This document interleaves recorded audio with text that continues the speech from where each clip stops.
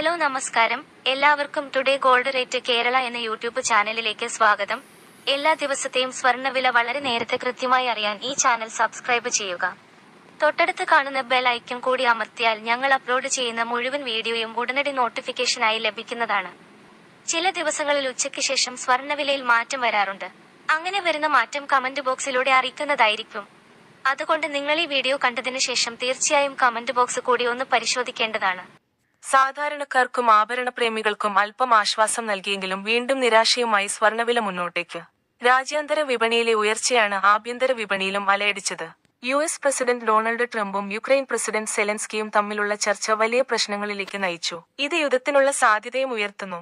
ഈ കാരണങ്ങളെല്ലാം സ്വർണ്ണവില ഉയരാനും ഇടയാക്കി. മെക്സിക്കോ, കാനഡ, ചൈന എന്നീ രാജ്യങ്ങൾക്ക് US പ്രസിഡന്റ് ഡൊണാൾഡ് ട്രംപ് ഏർപ്പെടുത്തിയ അധിക ഇറക്കുമതി തീരുവ പ്രാബല്യത്തിൽ വന്നു. ഇതാണ് സ്വർണ്ണവില കുതിക്കാനുള്ള പ്രധാന കാരണമായത്. നിങ്ങൾ ഇതുവരെയുള്ള മുഴുവൻ വീഡിയോകൾക്കും നൽകിയ സപ്പോർട്ടിന് നന്ദി.